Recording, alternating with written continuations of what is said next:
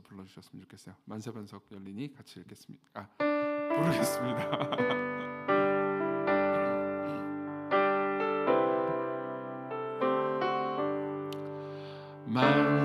만세반석 열리니 내가 들어갑니다. 창에 허리 상하여 물과 피를 흘린 것 내게 효험 되어서 정결하게 1절 다시 한 번만 부릅니다. 만세반석 열리니 내가 들어갑니다. 창에 허리 상하여 물과 피를 흘린 것 내게 효험 되어서 정결하게 하소서. 아멘.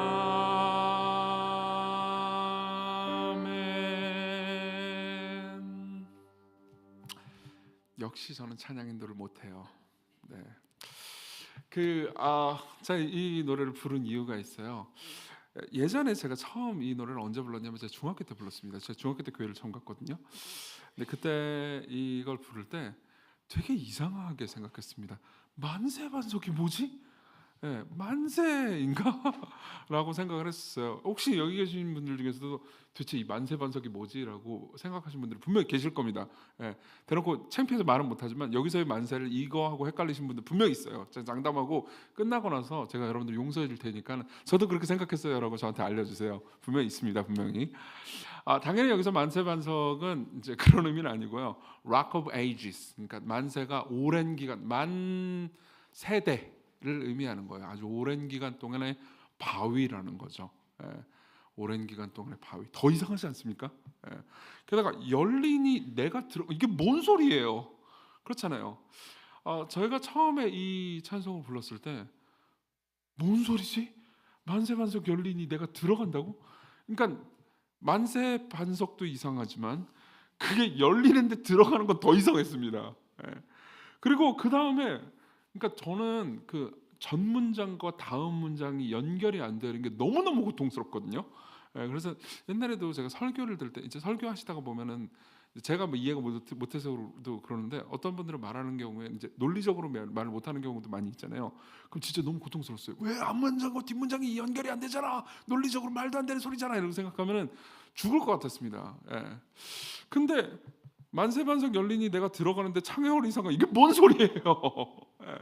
도무지 이해할 수가 없었어요. 그래서 끝나고 나서 이제 물어봤죠. 찬송가가 끝나고 나서. 근데 안타깝게도 이 찬송을 처음 부르자고 했던 인도자는 이 의미를 잘 모르셨던 것 같아요.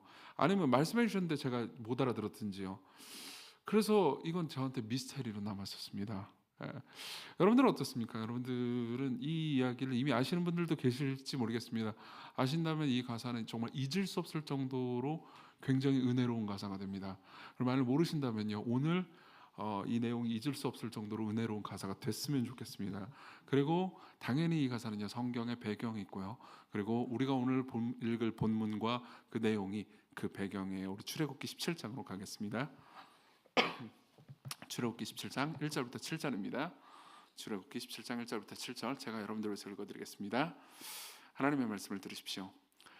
이스라엘 자손이 온 회중이 여호와의 명령대로 신광야에서 떠나 그 노정대로 행하여 르비딤의 장막을 쳤으나 백성이 마실 물이 없는지라.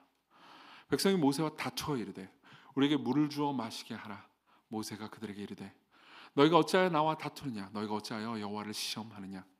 거기서 백성이 목이 말라 물을 찾으매 그들이 모세에게 대하여 원망하여 이르되 당신이 어찌하여 우리를 애굽에서 인도에 내어서 우리와 우리 자녀와 우리 가축이 목말라 죽게 하느냐? 모세가 여호와께 부르짖어 이르되 내가 이 백성에게 어떻게 하리이까? 그들이 조금 있으면 내게 돌을 던지겠나이다. 여호와께서 모세에게 이르시되 백성 앞을 지나서 이스라엘 장로들을 데리고 나일강을 치던 네 지팡이를 손에 잡고 가라. 내가 호렙산에 있는 그 반석 위 거기서 내 앞에 서리니 너는 그 반석을 치라. 그것에서 물이 나오리니 백성이 마시리라. 모세가 이스라엘 장로들의 목전에서 그대로 행하니라. 그가 그곳 이름을 마사 또는 무리바라 불렀으니 이는 이스라엘 자손이 다투었으며 또는 그들이 여호와를 시험하여 이르기를 여호와께서 우리 중에 계신가 안 계신가 하였습니다. 아멘. 네, 이 본문의 이 맥락을 좀 간단하게 좀 설명을 해드리겠습니다. 이 본문의 내용은 그러니까 이스라엘 백성들이 이집트에서 탈출한 다음에 출애굽을 한 다음에요. 그다음 이제 광야에서 있었을 때의 이야기입니다. 광야에 있을 때 그 하나님께서는 이스라엘 백성들을 이제 시내산으로 인도하십니다. 그러니까 이제 이집트가 여기 있잖아요. 이집트가 여기 있으면 이렇게 이쪽 위쪽으로 이렇게 쭉 탈출을 하게 하세요. 그리고 나서 어떻게 되냐면 가나안 땅이 여기 있잖아요. 그러면 가나안 땅으로 직진해서 가면 되는데 직진해서 가지 못하게 하십니다. 원래는 직진해 가면 한 11일에서 15일 정도 걸리는 길이에요. 그래서 실제로 민수기에는 10하루길이라고 이야기가 나옵니다. 하나님께서는 이쪽으로 인도를 안 하시고요. 밑으로 인도를 하세요. 예. 그래서 이제 밑에 보면은 광야가 이렇게 V자 형태로 있거든요. 그래서 이제 밑으로 쭉 인도합니다. 근데 그 과정 중에서 여러 가지 일들이 일어나요. 그리고 일들이 일어나는 과정 중에서 먹을 것이 없어가지고 백성들이 막 불평을 하는 사건이 있습니다. 그 16장에 나옵니다. 그리고 먹을 것이 없어서 백성들이 불평을 하니까 하나님께서 16장에서 만나를 주십니다. 아마 만나는 들어보셨을 겁니다. 저는 저기 그 천국 가면 한번 만나를 좀 먹여달라고 꼭 하나님한테 한번 얘기해 보고 싶어요. 그 꿀 섞은 과자 같다고 하는데 그게 과연 탄수화물 성분이 있었는지 없었는지, 그걸 많이 먹으면 살이 찌는지 안 찌는지 전 정말도 알고 싶습니다. 왜냐하면 제가 지금 탄수화물 제약하고 있어가지고 제가 한 6개월 전부터 탄수화물을 적게 먹고 있거든요. 점점 성격이 나빠지고 있어요. 그래서 진짜 궁금합니다. 근데 어쨌든 간에 그게 아마도 제 생각에는 영양학적으로 굉장히 균형 잡혀 있고, 그리고 그것만 먹어도 사는데 별 지장이 없을 정도로 하나님께서 완벽하게 영향을 주신 식품이 아닐까 이렇게 추측하고 있습니다. 좋아요. 거기까지는 좋습니다. 그러고 나서 먹고 즐거웠습니다. 근데 하나님께서 밑으로 조금 더 내려가게 하십니다. 그래서 르비딤이라는 지역으로 내려가게 하세요. 사실 르비딤이라는 이름은 나중에 붙여진 거긴 한데 이 본문에는 그렇게 나와 있습니다. 그리고 그곳에서요 백성들은 또 불평을 합니다. 물이 없다고요. 사막은 꽤나 고통스러운 곳입니다. 그리고 당시 제가 뭐 거기에 가본 것은 아니지만 이제 가본 사람들의 증언에 따르면, 그리고 거기에 기후에 대해서 연구하는 사람에 따르면은 그곳의 일교차는 무지막지합니다. 그러니까 여러분들이 그 광야 즉 사막하면은 보통 떠오르는 게 너무 뜨거워가지고 막 더워 죽고 이런 것들을 상상하잖아요. 맞아요, 그건 맞습니다. 낮에는 그렇죠. 근데 밤에는 진짜 춥답니다. 그래서 하나님께서는 이스라엘 백성들을 인도해 주실 때 구름 기둥과 불 기둥으로 인도해 주셨습니다. 불 기둥을 밤에, 그리고 구름 기둥을 낮에 인도해 주신 거죠. 구름 기둥은 무슨 역할을 했겠습니까? 당연히 에어컨이죠. 그렇죠? 낮에 구름 기둥이 있으면 그늘이 지잖아요. 그러니까 살기 좋게 하신 거죠. 밤에는요 불 기둥으로 인도해 주셨습니다. 불 기둥은 히터의 역할을 했죠. 그래가지고 실제로 하나님께서는 실제로 나중에 이제 신명기에서 이런 이야기 나오는데 하나님께서 이스라엘 백성들을 안아 키우셨다, 안아서 데리고 가셨다라는 굉장히 인상적인 표현을 쓰십니다. 그만큼 하나님께서는 이스라엘 백성들을 돌보아 주셨던 거죠. 근데 이 구름 기둥과 불 기둥은 이제 히터와 에어컨의 역할만 한 게 아니고 이스라엘 백성들을 인도해 주는 그러니까 역할도 했습니다. 그러니까 구름 기둥과 불 기둥이 가는 대로 따라가면 되는 거예요. 근데 구름 기둥과 불 기둥이 가는 대로 갈 때 좋은 일들만 있지 않았습니다. 슬프게도 나쁜 일들이 있었습니다. 어떤 일이죠? 목말라요. 물이 없습니다. 그리고 사실 이것이 정말 많은 사람들이 하나님을 믿고 따르고 삶을 살아갈 때 경험하는 고통이죠. 많은 사람들이 예수 그리스도를 믿고 자신의 삶을 주께 바치기로 합니다. 그리고 나서 신앙생활을 합니다. 이 자리에 기독교인이 아닌 분들은 거의 없을 것 같긴 하지만 기독교인이 아닌 분들이 계시다면 제가 알아두라고 꼭 얘기해주고 싶은 게 있습니다. 기독교인이 되고 나서 그 다음에 살며 만사형통하지 않는다는 겁니다. 주변의 기독교인들한테 한번 물어보세요. 기독교인이 되면은 기독교인이 돼서 하나님의 뜻대로 살면 하나님의 뜻대로 살기 때문에 만사형통하게 되는지 절대 그렇게 되지 않습니다. 오히려 기독교인이 되지 않았더라면 결코 일어나지 않았을 나쁜 일들이 그들에게 일어날 수 있습니다. 실제로 하나님께서 그렇게 인도하세요. 이스라엘 백성들이 구름 기둥과 불 기둥 따라서 열심히 걸었는데 목이 마르고 그리고 거기에는 물이 없는 곳으로 그들을 이끌어 가시는 거죠. 그럼 당연히 어떤 말이 나오겠습니까? 이런 말이 나오겠죠. 하나님께서 우리와 함께 계시는 게 맞아? 라는 생각을 하게 됩니다. 그리고 그것이 한 사건을 일으킵니다. 그게 우리가 읽었던 오늘 본문의 사건이에요. 그래서 7절에 보면요, 우리 7절 같이 한번 읽어볼까요? 7절입니다. 시작. 그가 그롯 이름을 마사 또는 무리바라 불렀으니 이는 이스라엘 자손이 다투었으며 또는 그들이 여호와를 시험하여 이르기를 여호와께서 우리 중에 계신가 안 계신가 하였습니다. 자, 논쟁점은 이거였습니다. 진짜로 하나님께서 우리를 사랑하신다면, 우리와 함께 하시는 게 맞다면, 지금 이런 목마른 상태, 물도 없는 상태로 우리를 던지시는 게 맞습니까? 우리가 지금 겪고 있는 이 고통으로 우리를 내모시는 게 맞습니까? 정말 하나님께서 우리와 함께 하시는 게 맞습니까? 라고 질문하는 거죠. 여호와께서 우리 중에 계신가 안 계신가 하나님을 시험합니다. 그리고 그 과정 중에서요, 이제 모세는 엄청난 고통을 당하게 되고 시험을 당하게 되고요. 그리고 하나님께서 이 모든 문제를 모세를 사용해서 해결하시는 장면이 나옵니다. 그래서 저는 이 본문을 좀 여러분들에게 설명을 해가면서요, 여러분들이 똑같은 불평 혹은 똑같은 질문을 가지고 있다면 어떻게 생각해야 되는지에 대한 하나님의 말씀을 들려드리려고 합니다. 아마 이 중에도 그런 불평 혹은 질문을 가지고 있는 분들이 있을 겁니다. 혹은 그 상황에 처해 있지 않더라도, 그러니까 고통의 상황에 처해 있지 않더라도, 혹시 기독교인이 되면 잘 되는 줄 알았는데 기독교인이 됐는데도 불구하고 힘든 일이 많다고 라고 생각하는 분들이 계시다면 여전히 의문이 남을 겁니다. 그리고 정말 많은 사람들이 성경을 따라서 살아갈 때 제일 힘들어하는 부분, 혹은 기독교인이 되는 데 있어서 제일 주저하는 부분들이 바로 이거예요. 기독교인만 되면은 만사형통하면 좋을 건데 그렇지 않다라는 사실이 그들을 당황시키거든요. 그럼 어떻게 해야 될까요? 저는 두 가지 이야기를 해드리도록 하겠습니다. 인생에서의 불평이, 우리가 삶에서 불평하는 것이 어디서 오는지를 첫 번째로 말씀드리겠습니다. 두 번째로는요, 인생에서 우리가 처하는 불평을 하나님께서는 어떻게 대처하시는지를 말씀드리겠습니다. 어렵네요. 첫 번째로는 우리가 불평하는 게 어디로부터 오는가, 그래서 우리의 심리를 찾아보도록 하겠습니다. 두 번째로는요, 인생의 불평을 하나님께서는 어떻게 대처하시는가를 말씀드리죠. 자, 1절부터 보겠습니다. 이스라엘 자손의 온 회중이 여호와의 명령대로 신광야에서 떠나 그 노정대로 행하여 르비딤에 장막을 쳤습니다. 근데 거기에 마실 물이 없어요. 그래서 2절 같이 읽겠습니다. 시작. 백성이 모세와 다투어 이르되 우리에게 물을 주어 마시게 하라. 모세가 그들에게 이르되 너희가 어찌하여 나와 다투느냐, 너희가 어찌하여 여호와를 시험하느냐. 여기서 모세가 하는 말을 보면은 꽤나 재미있습니다. 이거예요. 백성이 모세와 다툰다고 말합니다. 근데 이게 이제 이 단어에서 르비딤이라는 말이 나온 거예요. 근데 이 단어를 보잖아요. 그러면 이것은 단순히 화가 나가지고 싸웠다라는 의미가 아닙니다. 고소를 했다는 의미입니다. 당시 법정 용어였어요. 그러니까 이제 모세를 기소를 한 거죠. 그러면서 우리에게 물을 주어 마시게 하라. 모세가 그들에게 이르되 너희가 어찌하여 나와 다투느냐, 너희가 어찌하여 나한테 기소를 하느냐라고 이야기를 하죠.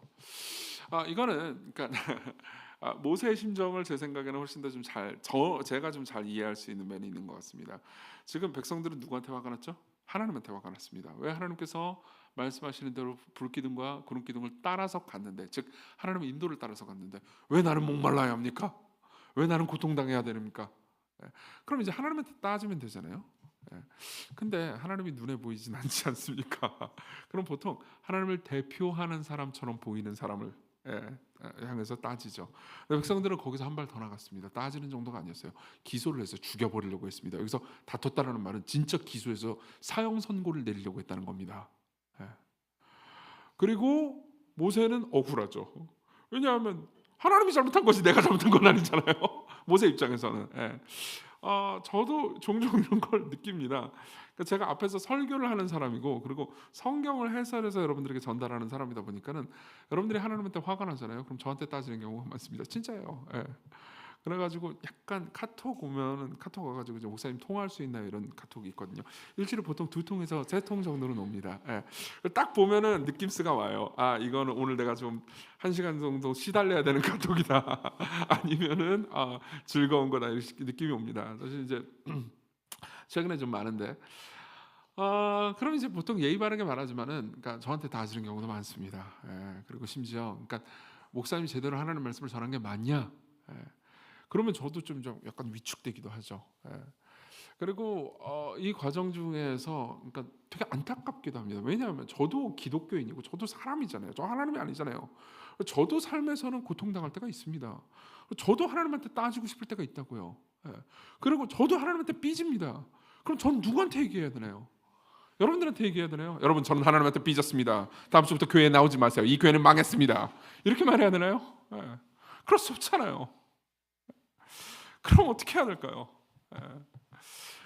근데 이걸요 문맥을 따라서 생각해 보잖아요. 그럼 되게 이상합니다. 제가 아까 이렇게 말씀드렸죠. 17, 여기 우리가 읽은 본문은 17장이고요.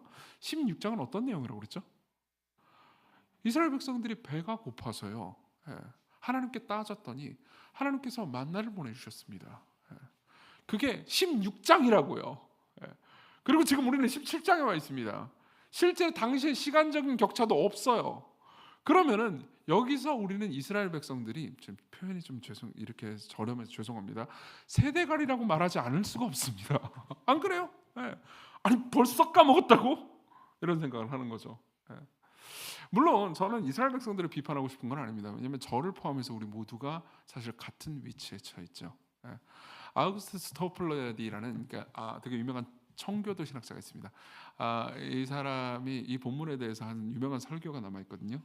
근데 그 설교에 보면 이런 표현이 있습니다. 되게 재미있는 표현이에요.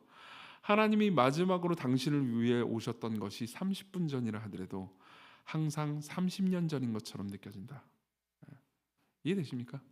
지난주에 은혜를 받았다 하더라도 이번 주 화요일 날 화가 났다면 하나님께 그 삶에서 고통이 느껴진다면요, 우리는 그것을 늘 망각해 버립니다.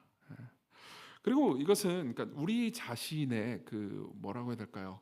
그러니까 기억력에 일종의 문제가 있다라는 것을 말해줍니다. 그러니까 그걸 이렇게 이해하지 마십시오. 여러분들의 기억력, 지능에 문제가 있다라고 생각하는 게 아닙니다. 여러분들의 기억이 저를 포함해서요. 우리 모두의 기억이요 일종의 자기중심적 왜곡 상태에 있다는 거죠. 예. 우리의 기억이 자기중심적 왜곡 상태에 있다는 겁니다. 무슨 말인지 얘기드리겠습니다. 그러니까 가끔 이제 저한테 삐지는 사람들이 있습니다. 제가 보통 말을 차갑게 할 때가 많단 말이에요. 그러니까 제가 말을 차갑게, 저랑 같이 친하게 지내다가 제가 말을 차갑게 하면은 제가 일 모드라고 좀 이해해 주십시오. 저는 일 모드예요. 일 모드 때는 그냥 카톡할 때 물결도 안 보내고 웃음도 안 보냅니다. 그냥 하면서 이제 일을 할 뿐이죠. 근데 이제 그러다가 이제 상처를 주는 경우가 많습니다. 목회자들도 상처를 많이 받아요. 저랑 같이 일하는 목회자들도. 근데 그러면요, 그러니까 제가 잘못했으니까 상처를 받는 게 맞잖아요. 근데도 불구하고 마음속 깊은 곳에서는 억울함이 올라올 때가 꽤 많습니다. 왜냐하면 저는 사람들한테 잘해줬던 걸 제가 다 기억하거든요. 저번에 같이 목회자들끼리 피자를 먹었을 때 내가 피자를 쐈거든요. 근데 분명히 내가 피자를 쏠 때 나한테 불평한 그 교역자가 그때 피자를 쏠 때 저한테 목사님 치즈 크러스트 해도 돼요? 라고 말했던 걸 전 분명히 기억합니다. 물론 치즈 크러스트를 하면 하나에 4,000원이 추가되죠. 그리고 4,000원은 비쌉니다. 그렇지만 저는 너그럽게 해도 되지 라고 말했다고요. 그렇게 모든 것을 깡그리 까먹고 2주 만에 나한테 웃음을 한 번 했다고. 저기 그 사실 아니에요. 실화 아닙니다. 싫어할지도 모르지. 생각해보세요. 여러분들 모두 이걸 알 겁니다. 우리는 우리가 잘해준 걸 절대 잊어먹지 않습니다.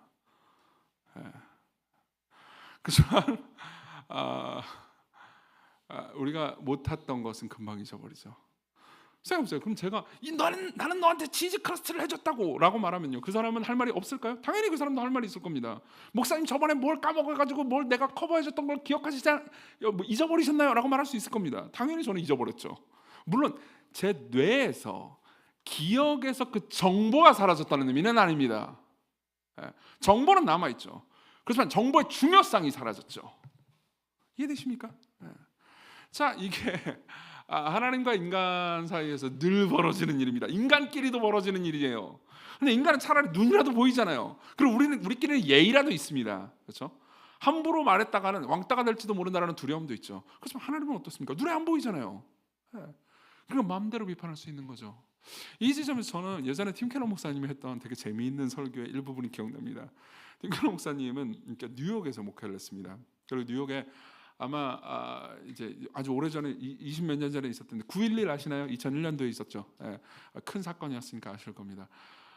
그리고 그때 팀 캐러 목사님은 한창 뉴욕에서 목회를 하고 있었습니다. 그러니까 거의 뭐 전성기 시절이었죠. 아마 50대, 아마 60대 초반 그쯤이었을 겁니다.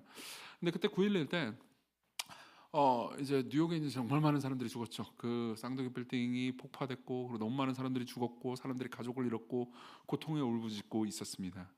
근데 그때 뉴욕 타임즈를 비롯한 여러 신문들, 특히 뉴욕의 신문들 있잖아요.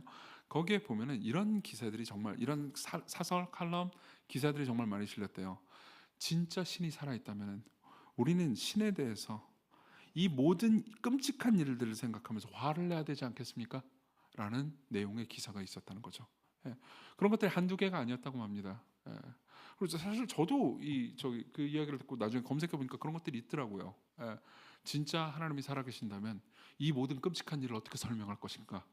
예. 이렇게 많은 사람들이 죽은 것을, 이 많은 사람들이 울부짖고 고통당하는 것을 신은 어떻게 설명할 것인가? 우리는 신한테 화가 났다. 그리고 기독교에 화가 났다 이거죠. 예. 근데 팀캐러 목사님 제가 보기엔 T인 것 같아요. 팀캐러 목사님 당연히 그때 굉장히 이제 많은 사람들의 고통을 껴안아주면서 굉장히 유명한 설교도 한번 했습니다. 나사로, 요즘 나사로가 많이 나오네요. 나사로에 관한 되게 아름답고 유명한 설교도 한번 했는데 나중에 한번 들어보십시오.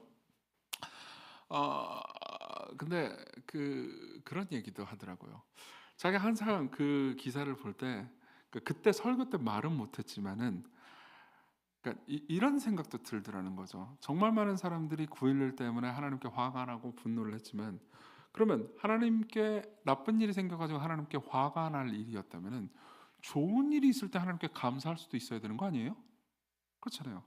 근데 틴ker 목사님이 그런 얘기를 하더라고요. 90년대 자기는 단 한 번도 뉴욕의 사람들이 혹은 뉴욕의 신문이나 사설에서 이 모든 번영과 평화를 인해서 하나님께 감사합니다라고 말하는 걸 본 적이 한 번도 없다고요. 예. 왜 그랬을까요? 역사를 아시는 분들은 아시겠지만 90년대는요 클린턴 행정부였을 때였습니다. 그리고 그때는요, 그러니까 미국이 경제적으로 최고로 부강할 때였어요. 그리고 특히 뉴욕이라는 도시가 경제적으로도 부강했지만 원래 치안이 상당히 안 좋았거든요. 예. 여러분 할렘 하면은 그 이미지 되게 안 좋은 이미지 있잖아요. 막 우범지대 뭐 지금 할렘 되게 좋습니다. 예. 뭐 안 가봐서 몰라요. 근데 뭐 그래도 좋대요. 최근에 안 가봤어요.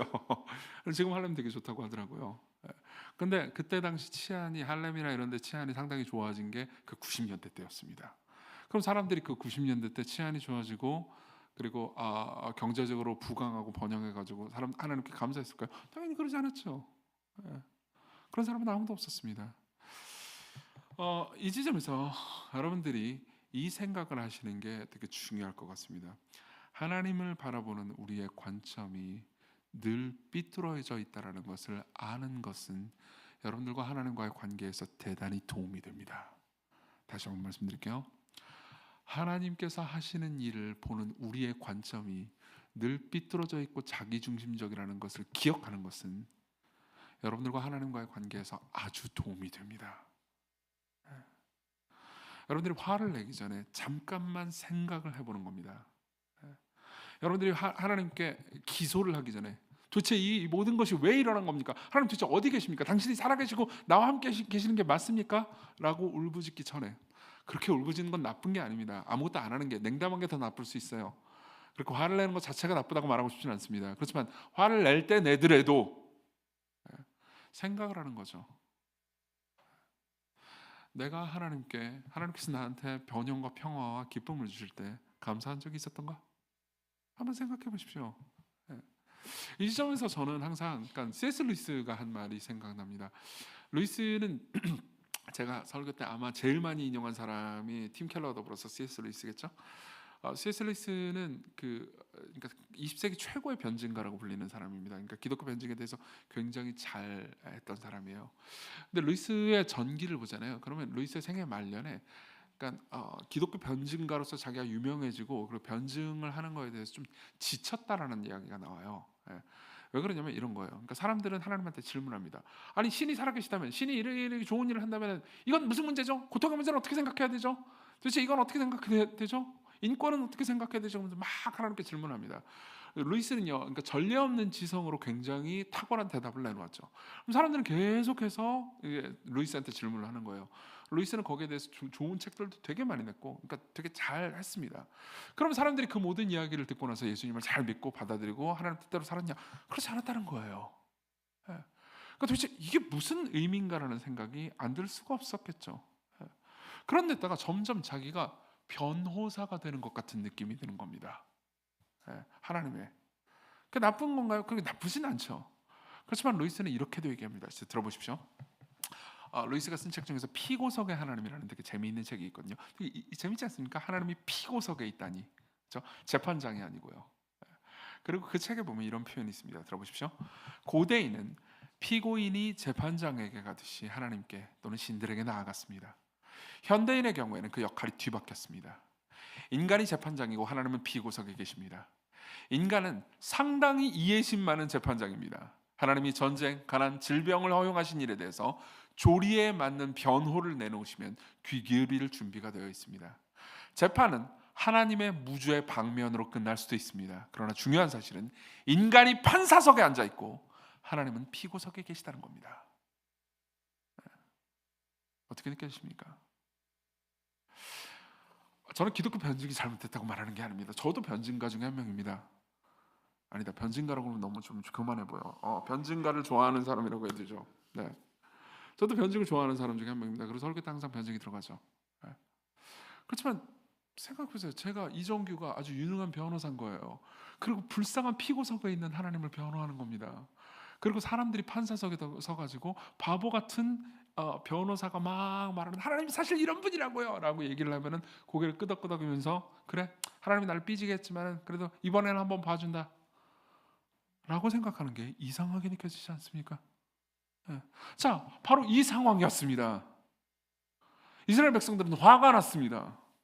그리고 왜 내가 당신을 따랐는데, 다시 말하면 순종했는데 나는 목마름 때문에 고통당해야 되느냐고 묻습니다. 그리고 그것이 집단적으로 불평이 퍼져갑니다. 여러분 그걸 아세요? 아마 이스라엘 백성들 한 명이었으면요 모세 한 명한테 이렇게까지 하지는 않았을 겁니다. 그냥 화 한번 내고 말았겠죠. 그런데 사람들이 많아지고요, 그리고 그 불평이 커지잖아요. 그럼 불평은 마치 바이러스와 같습니다. 전염성이 있죠. 예. 여러분들이 계속 불평하는데 보세요. 제가 예지 자매한테 불평했는데 예지 자매가 그걸 맞장구 쳐주고, 그리고 뒤에 있는 예지도 맞장구 쳐주고, 그리고 희주도 맞장구 쳐주고 그러잖아요. 그럼 다수 의견 같은 느낌이 들어요. 예. 그럼 거기에 힘이 생깁니다. 예. 계속해서 말하는 거죠. 계속해서 말하면서 우리가 합의를 하기로 하는 겁니다. 김재우가 문제다. 김재우를 쫓아내자. 찬양팀이 리더예요. 다 찬양팀이고. 예. 그러면요 진짜 문제가 생긴 것 같은 느낌이 듭니다. 예. 그리고 지금 하고 있는 모든 일들이 정당하다는 생각이죠. 근데 여기서 조금만 생각해 봅시다. 아까 제가 이렇게 말씀드렸잖아요. 16장에서 하나님께서 만나를 주셨다고요. 그리고 지금 17장 상황입니다. 그러면 이스라엘 백성들이 굶어 죽을 것 같아가지고 배고파요 라고 말할 때 하나님께서 만나를 주셨다면, 즉 빵을 주셨다면요, 당연히 물도 주지 않을까요? 그렇잖아요. 하나님께서 내가 너한테 빵을 주었지만 난 네가 목맥혀 죽기를 바라거든. 그래서 물은 절대 주지 않을 거야. 이렇게 말했을 리가 있나요? 지금 저 혼자 웃겨가지고 웃는 건가요? 아니잖아요. 네. 그렇게 말했을 리가 없잖아요. 죽어봐라. 당연히 그럴 리가 없죠. 조금 기다리면 되는 거였습니다. 이스라엘 백성들은 이렇게 말할 수도 있었습니다. 와, 다른 사람들은 금식도 하는데 자동 금식이 되는군요. 우리 잠깐 금식 기도를 하면 안 될까요, 모세? 이렇게 말할 수도 있었습니다. 예. 그렇지만 모세와 대화하지 않고 자기들끼리 막 얘기를 했습니다. 물이 없다, 우리는 목맥혀 죽는다. 예. 그러면서 결론을 내렸습니다. 그리고 깔끔하게 망각했습니다. 그리고 모세한테 가는 거죠. 당신을 고소합니다. 당신 죽어야 합니다. 그 말은 모세가 대변하는 하나님도 필요 없다고 말하는 것과 같았습니다. 자, 그럼 모세 입장에서는 어땠을까요? 자, 보세요. 3절. 거기서 백성이 목이 말라 물을 찾으매 그들이 모세에게 대하여 원망하여 이르되 당신이 어찌하여 우리를 애굽에서 인도해 내서 우리와 우리 자녀와 우리 가축이 목말라 죽게 하느냐. 사실은 모세한테 항변하는 것처럼 보이지만요, 모세가 대변하고 있는 하나님께 화를 내는 겁니다. 하나님이 우리를 목맥혀 죽게 합니다. 그렇죠? 그러니까 이제 모세 입장에서는 지쳤죠. 우리 4절 같이 읽겠습니다. 시작. 모세가 여호와께 부르짖어 이르되 내가 이 백성에게 어떻게 하리이까? 그들이 조금 있으면 내게 돌을 던지겠나이다. 모세는 이렇게 말하는 겁니다. 지쳤습니다.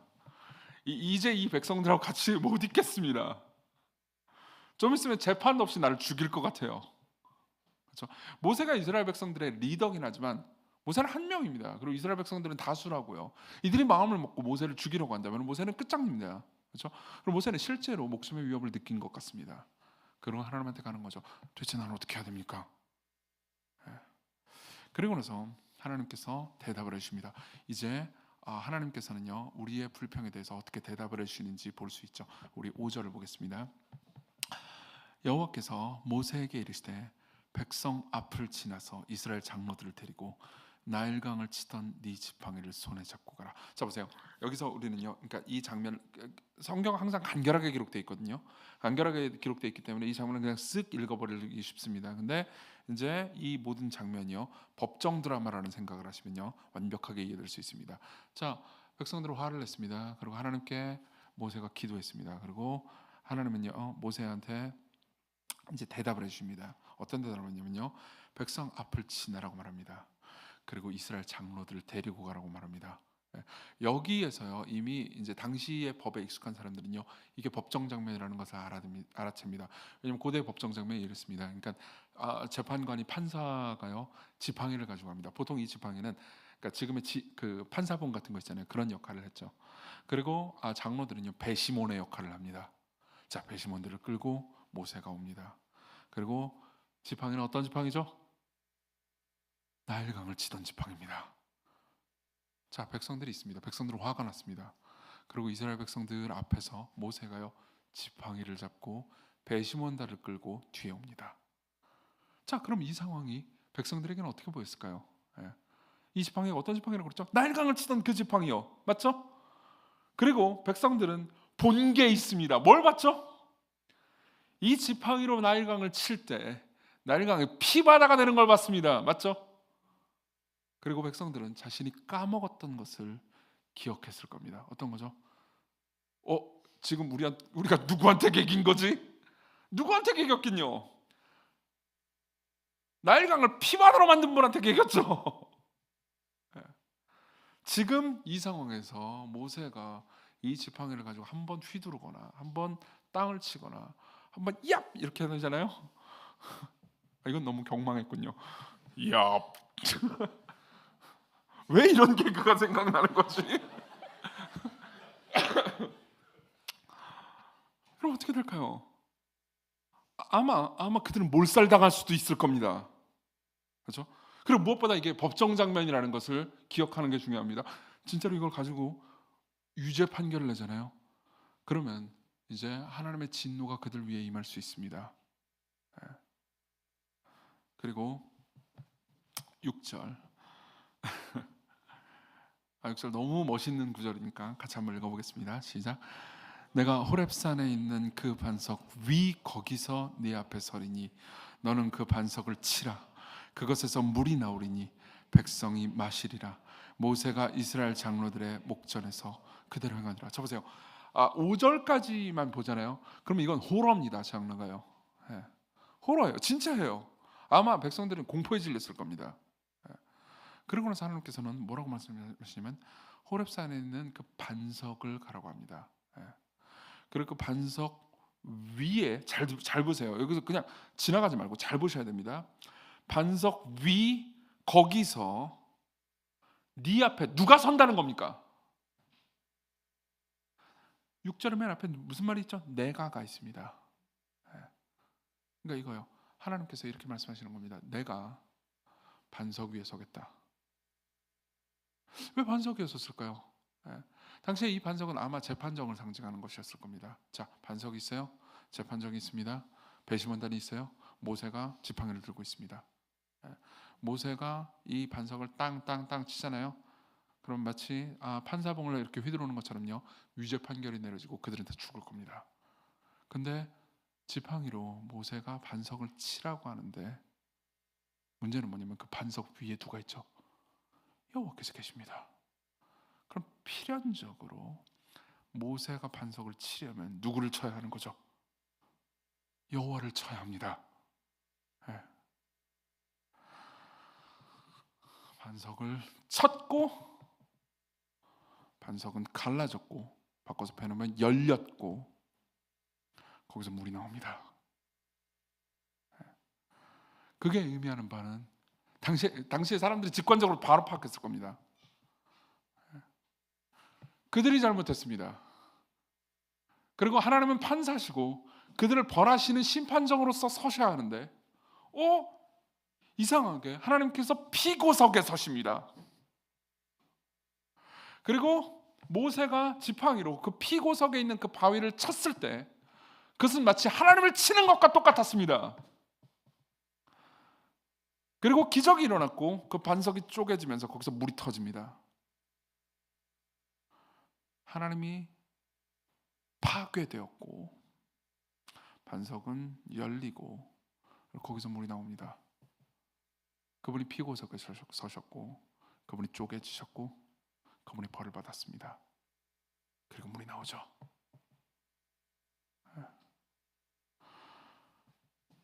모세가 이스라엘 장로들의 목전에서 그대로 행하니라. 그가 그곳 이름을 마사 또는 무리바라 불렀으니 이는 이스라엘 자손이 다투었으며 또는 그들이 여호와를 시험하여 이르기를 여호와께서 우리 중에 계신가 안 계신가 하였습니다. 이게 무슨 의미일까요? 되게 미스테리어스한 장면입니다. 그러고 나서 그 장면에 대한 설명조차 없습니다. 이 본문은요. 당연히 이 본문만으로는 우리가 이 본문이 뭘 의미하는지 다 알 수 없습니다. 성경 전체를 통해서만 이 본문이 무슨 의미인지 알 수 있죠. 일단 하나 확실한 건 이겁니다. 이 본문만으로 알 수 있는 건 이겁니다. 하나님께서는요, 그들이 저지른 잘못에 대한 대가를 그분이 뒤집어 쓰고 있다는 거죠. 그들이 잘못했습니다. 그들이 쪼개져야 합니다. 그들이 이 지팡이에 의해서 갈라져야 합니다. 이 지팡이는 즉 나일강을 멸해버렸던 그 지팡이는요, 얼마든지 불평하는 이스라엘 백성들을 멸할 수 있습니다. 그리고 이 파괴와 멸망의 지팡이는요, 바위를 깼고 바위 위에 있는 하나님을 깼습니다. 어떤 모양이었을까요? 저는 상상도 가지 않습니다. 어쨌든 간에 상황은 그렇습니다. 그리고 우리는요, 이런 개념을 알고 있습니다. 여러분들 모두가요, 무언가 누군가를 용서하기 위해서는 그 사람이 저질렀던 죄에 대한 대가를 용서하는 내가 뒤집어써야 한다는 것을 알고 있습니다. 맞죠? 며칠 전에도 제가 설교를 했는데요. 그러니까 그런 얘기 한 번은 적이 있죠. 누가 나한테 잘못을 하잖아요. 그러면 잘못을 한 거에 대해서 즉시 복수하고 되갚아주고 싶습니다. 맞죠? 우리 모두는 복수심이 있습니다. 근데 복수를 안 하려고 하면 어떻게 하죠? 참아야 됩니다. 참으면요, 그 사람이 나한테 끼친 손해를 내가 그냥 뒤집어써야 합니다. 괴로워야 해요. 제가 예전에 그 상담했던 부부 중에서 그러니까 제일 되게 슬프고 끔찍했던 부부의 이야기를 얘기해드리겠습니다. 다행히도 감사하게도 그 부부는 지금 잘 살고 있지만요, 그때 당시 제가 상담했던 몇 년 전에는요, 정말 끔찍했습니다. 남편이 외돌랬고요, 간음을 했고요. 그리고 아내는 너무너무 그 모든 상황을 힘들어하고 괴로워했습니다. 아내는 남편을 받아주고 이제 이혼하지 않고 잘 살기로 결심을 했습니다. 당연히 남편도 아내에게 이제 잘못했다고 사과를 하고 회개를 했었죠. 남편의 회개가 진실한 것이었기 때문에 아내는 그냥 별다른 선택할 도리가 없었습니다. 여전히 남편을 사랑했고 같이 살고 싶어 했어요. 근데 같이 산다라는 것은 남편이 아무리 회개를 했다 하더라도 그녀에게 상당히 어려운 일이었습니다. 우리는요, 항상 하나님 앞에 회개를 하면 우리의 죄가 지워질 것처럼 생각하곤 합니다. 맞죠? 회개하면 하나님께서 용서해 주신다. 그러면요, 마치 우리가 회개가 우리가 세우는 공로처럼 생각할 때가 많습니다. 안 그래요? 내가 이렇게 눈물을 흘리면서 회개했잖아요. 그러니까 하나님께서 당연히 나를 용서해 줄 거라고 생각하는 거죠. 근데 한번 생각해보세요. 아까 이 부부의 경우를 한번 생각해 보자고요. 남편이 정말 잘못했어 그러면서 눈물 흘리면서 회개한 게 속죄가 다 될까요? 눈물 흘리면서 회개했다고 해가지고 그 아내분한테 그게 다 한이 풀어지는 일이었을까요? 당연히 그렇지 않았죠. 근데 어쨌든 회개했습니다. 남편은요. 그리고 회개하고 자기가 받아주기로 했습니다. 그러고 나서 어떤 일이 일어났는지 아십니까? 아침밥을 먹는 것이 고통스러운 일이 되었습니다. 그래서 제가 물어봤죠. 왜 하필 아침밥이 고통스럽죠? 그러니까 간음을 한 게 들켰을 거 아니에요. 그 여자분한테, 그 아내분한테 이제 어떤 다른 여자하고 간음을 한 거죠. 근데 다른 여자하고 간음한 걸 그 들키는 과정에 같이 식사하는 사진, 뭐 이렇게 보통 사진으로 추적해가지고 다 하잖아요. 근데 식사하는 사진이 있었던 거예요. 그러니까 둘이 식사하는 그 장면이 머릿속에서 지워지지 않는 거죠. 근데 자기는 항상 그 이전에는, 그러니까 남편이 잘못을 저질렀다라는 것을 알기 이전에는 항상 아침밥을 차려주고 식사를 함께 하는 게 남편을 이렇게 정성껏 대접하는 것이 자신의 삶의 기쁨이었대요. 근데 자 이제 다시 합쳐가지고 잘 살기로 했어요. 근데 그렇다고 그래가지고 아침밥을 안 차려줄 수는 없잖아요. 늘 기쁨이었기도 했고요. 근데 아침밥을 차리고 같이 둘이 앉아가지고 식탁에 식사를 할 때마다 그 장면이 떠올라서 견딜 수가 없는 거죠. 그럼 그 장면이 떠오를 때마다 막 화를 낼까요? 당신이 그년이랑, 아니 죄송합니다, 그렇게 말할 수는 없는 거잖아요. 네. 그럼 어떻게 해야 되죠? 아침밥을 먹을 때마다 삼켜야 합니다. 네. 삼키는 것은요 되게 많은 것들이 포함되죠. 찢어진 자존심을 복구하지 않고 누르는 것.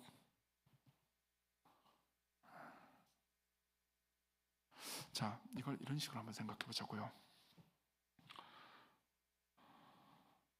하나님이 진짜 하나님이라고 생각해 보십시오. 당연히 진짜 하나님이죠. 그렇지만 잠깐 좀 깊이 생각해 보자고요. 하나님이 진짜 하나님입니다. 그리고 우리가 진짜 피조물이라고 생각해 봅시다. 이건 너무 당연한 거지만 진짜 우리가 이런 생각을 잘 안 하기 때문에 한번 생각해 보십시오. 우리는 피조물에 불과합니다. 우리는 그분의 만드신 바에 불과합니다. 그분은 진짜 하나님이라고요. 그리고 인간이 잘못을 했습니다. 근데 하나님은 그들에게 잘해줬습니다. 근데도 불구하고 쉽게 망각하면서 계속해서 불평을 합니다. 그럼 제일 쉬운 방법은 뭘까요? 지팡이로 끝장내버리는 거죠. 근데 그걸 받아주고 용서해 주려면 어떻게 해야 되죠? 최소한 그들 수준으로 내려와야 합니다. 내가 위라는 생각을 버리지 않는 한 이걸 버틸 수가 없어요. 내가 위라는 생각을 버리지 않는 한, 뭐 이런 일은 없지만요. 예를 들면 저만 해도, 그러니까 사실 이게 위도 아닌데도 불구하고 이런 생각을 할 때가 있습니다. 이정규 목사의 더러운 비밀 하나를 얘기해 드릴 테니까 잘 듣고 잊어버리십시오. 그러니까 저하고 함께 일하는 교역자들이 제 밑은 아니잖아요. 그냥 동역자들이죠. 진짜 그렇게 생각해요. 근데 가끔 가다가 막내 교역자 따위가, 실제 막내 교역자는 그러지 않아요. 막내 교역자 따위가 저한테 목사님 그러면서 막 개긴다고 합시다. 그런 일은 없어요.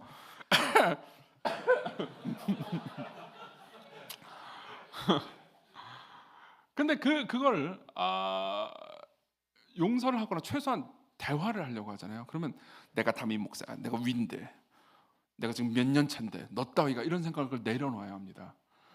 최소한 대화라도 하려면요, 찍어 누르지 않고 대화라도 하려면요, 용서까지는 바라지도 않아요. 대화라도 하려면요 밑으로 내려가야 돼요. 동등한 입장에 서야 돼요. 맞죠? 자, 근데 하나님과 우리 간에는 정말 무한한 간극이 있습니다. 그분은 영원하고 무한한 분이고 우리는 그분이 만든 피조물에 불과하고요, 그분이 그냥 콧깃만 불어도 날아갈 수 있는 존재라고요. 아무것도 아니란 말이에요. 근데 그들이 불평하고 있습니다. 그럼 하나님께서 그들을 용서까지는 아니더라도 최소한 대화만 하려고 해도요 동등한 위치에 서셔야 합니다. 그죠? 그리고 그들이 저지른 모든 죄를 용서하려면요, 그들이 저지른 죄 때문에 그분에게 입힌 모든, 뭐라고 해야 될까, 정서적, 그리고 모든 그 권위에 있어서의 상처를 자신이 다 뒤집어 쓰셔야 합니다. 그렇죠? 당연히 하나님께서는 그렇게 하셨습니다. 이게 그러니까 매주 듣는 이야기라고 해서, 그리스도께서 우리 죄를 위해서 십자가에 못 박혀 죽으시고 우리를 용서해 주셨지, 이걸 매주 듣는 이야기라고 해서요 여러분들이 생각 없이 넘어가지 않으셨으면 좋겠습니다. 잠깐 머무르셔야 됩니다. 그 교리 앞에서 잠깐 머무르셔야 됩니다. 잠깐 생각하셔야 돼요. 우리가 낮아지는 것을 얼마나 힘들어하고 얼마나 짜증내 하는지, 우리가 우리의 지위를 얼마나 지키려고 하는지, 그냥 똑같은 인간끼리도 잠깐 위에 있는 나는 담임 목사야라고 하는 그 하찮은 지위를 얼마나 붙잡으려고 하는지를 생각해 보십시오. 그러고 나서 절대적이고 위대하고 무한한 신과 인간의 격차를 생각하셔야 됩니다. 여기에 조금 머무르십시오. 그렇게 우리 내려옵니다. 그렇게 해지는 거죠.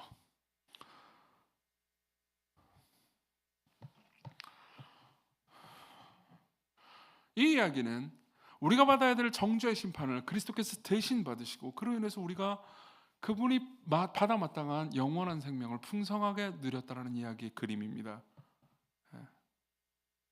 왜 이렇게 그냥 갑자기 뚝 넘어서서 해석할 수 있을까요? 신약 성경에 나와 있기 때문입니다. 제가 아까 이런 얘기를 했죠. 이 본문의 내용을요 그냥 이 본문만 가지고는 다 이해할 수가 없다고요. 신약으로 넘어가잖아요. 그럼 이런 말씀이 있습니다. 들어보십시오. 고린도전서 10장 2절. 모세에게 속하여 다 구름과 바다에서 세례를 받고, 이스라엘 백성들이요. 3절.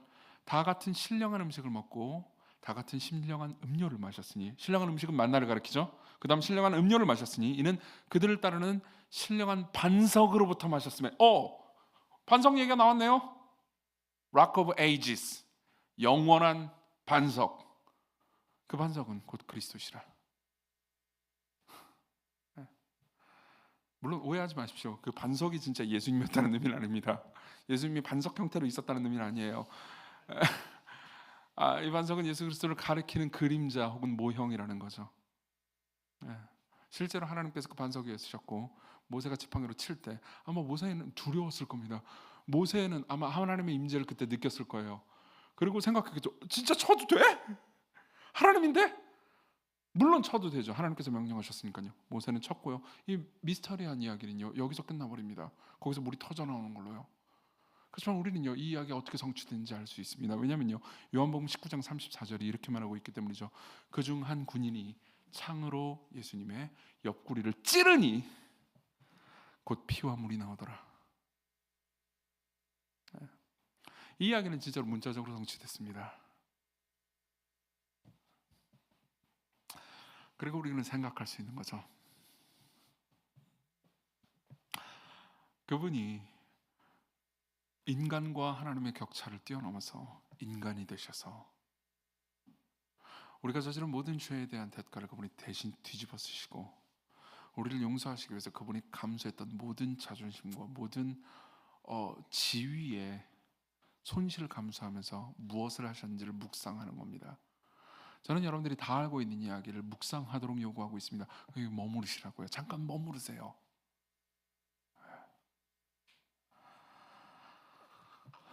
그리고 생각하는 거죠. 그분이 어떤 위대한 일을 행하셨는지.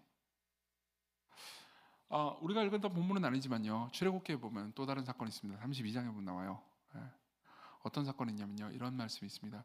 모세가요, 하나님이 자기를 지금까지 인도해 주시고 자기와 함께 하신 하나님이 너무나 아름답고 놀라운 분이라서 모세가 하나님한테 이렇게 요구를 합니다. 당신의 영광을 내게 보여주세요. 당신의 영광을 내게 보여주세요. 그러니까 하나님께서 이렇게 말씀하십니다. 아니, 네가 나를 직접 보면 죽는다. 그러니까 네가 내 영광을 직접은 못 보고 내 등을 보여주겠다라고 말씀하십니다.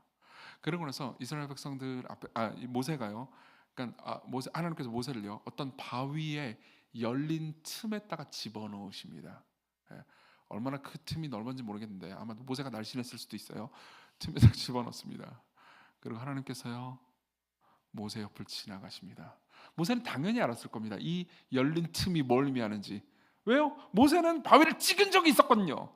똑같은 바위는 아니겠지만 자기가 그 틈에 들어간다는 건요, 자기가 하나님을 찍었던, 바위를 찍었던 그 틈 안으로 들어간다는 걸 모를 수가 없죠. 그리고 그 틈, 다시 말하면 그 하나님이 받았던 상처 안으로 들어갔을 때 하나님은 지나가시고요. 그러고 나서 모세는 하나님의 등의 영광을 봅니다. 그분의 등의 영광을 봤다는 게 뭘 의미하는지 저는 정확히 모르겠습니다. 누구도 모를 겁니다. 그렇지만 모세는요, 그 누구보다도 지구상에서 그때 당시에 하나님을 알았던 그 누구보다도 하나님의 영광을 가장 가까이서 가장 깊이 보죠. 어떨 때요? 그가 그 틈에 숨어 있을 때요. 잘 들어보십시오. 만세반석 열리니 내가 들어갑니다. 영원한 반석이 깨져서 열리니 내가 들어갑니다. 그죠? 모세 입장에서 생각해 보라고요.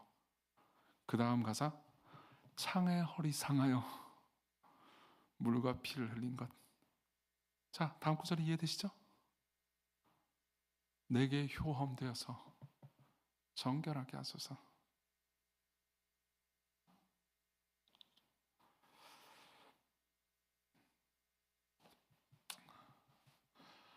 여러분들이 최근에 어려운 일이 있었다면, 혹은 과거에 여러분들이 당했던 어려운 일 때문에 하나님 뜻대로 삶을 살았는데도 불구하고 경험했던 불평할 만한 일이 있다면요, 이걸 생각해 보십시오. 나는 기억하고 있는가? 그분의 은혜를, 그분이 뒤집어 쓰신 모욕을. 그리고 생각하는 겁니다. 제가 아까 이런 말씀 드렸잖아요. 빵을 주셨다면, 만나를 주셨다면 당연히 물도 주시겠지. 당연한 거 아니야? 자, 이 이야기를 확정시켜 보겠습니다. 로마서 버전으로 확정시켜 보죠. 자기 아들을 아끼지 아니하시고 우리 모든 사람을 위하여 내주신 이가 어찌 그 아들과 함께 모든 것을 우리에게 주시지 않겠느냐. 로마서 8장 32절. 빵을 주셨다면 우리에게 물도 주시겠지. 자기 아들을 우리에게 주셨다면 우리의 삶에서 때로 우리의 삶이 이해되지 않는다 하더라도 하나님께서 우리를 보실 때 우리에게 필요한 모든 것을 기쁨으로 아낌없이 주시겠지. 당연한 논리적 귀결이죠. 네. 자, 십자가를 생각하십시오. 그분이 찢어진 것을 생각하십시오. 실제로 그분은 그 일을 성취하셨습니다. 여러분, 그걸 알고 계십니까? 예수 그리스도께서 이 땅에 오실 때 십자가에 가시기 전에 그분이 어디를 가셨다는 걸 겟세마네와 십자가 사이에 뭐가 있었죠? 그분은 재판적으로 끌려가셨습니다. 그분은 3번의 재판을 겪으셨습니다. 제사장들과 당시의 종교 지도자들과 빌라도의 재판정에서 서셨습니다. 어디에요? 피고석에요. 온 우주를 만든 바로 그분이 온 우주를 심판하고 재판하실 수 있는 마지막 날 심판정에서 모든 것을 통치하고 다스리면서 모든 것을 판결한 우리 모든 사람들의 마음을 다 알고 계신 바로 그분이요. 그분은 피고석에 서셨습니다. 그분은 잘못한 게 없는데도 불구하고 사람들의 정죄를 받으셨습니다. 완전히 불의한 재판이었죠. 그리고 그 정죄를 그분이 다 뒤집어 쓰시고 그분이 십자가로 가셨을 때 그분은 하나님이신 동시에 피고석에 서신 분, 하나님이신 동시에 즉 사형집행을 하실 수 있는 분이신 동시에 사형집행을 받으신 분이 되셨습니다. 아름다운 분 아닙니까? 아름답지 않습니까? 지구상의 어떤 종교의 신도 이런 사랑, 이런 모욕을 기쁨으로 뒤집어 쓰신 분은 없습니다.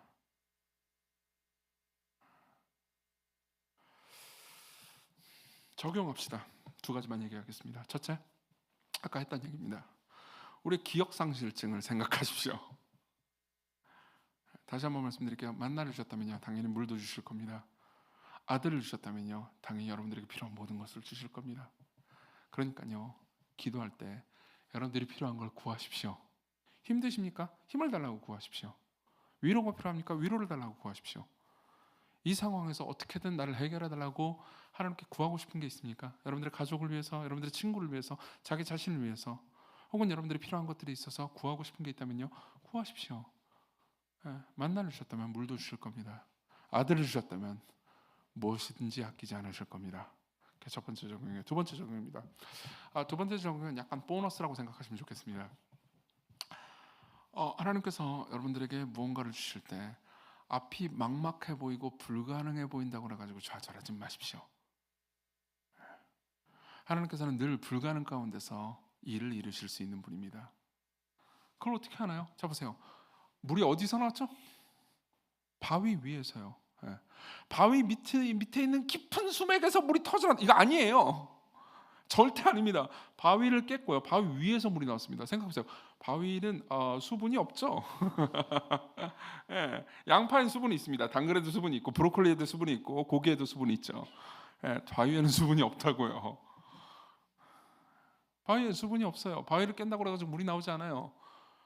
근데요, 수맥에서 나온 게 아닙니다. 바위에서 물을 찾는 그 지방에서 바위를 쳤는데요. 제가 오늘 이 제스처를 몇 번째 하고 있는 거죠? 쳤는데요, 거기서 물이 나온 겁니다. 바꿔서 말하면요, 불가능한 곳에서 뭔가가 나온 거죠. 여러분들의 지금 상황에서 내가 기도를 해도 아무리 해도 각이 안 나온다고 생각하면요, 여러분들은 하나님을 여러분들의 수준을 생각하고 있는 겁니다. 그러지 마세요. 그분은 하나님이십니다. 그래서 이렇게 하기로 합시다. 내게로부터 눈을 들어 주를 보기 시작할 때 주의 일을 볼 겁니다. 같이 우리 찬양합시다.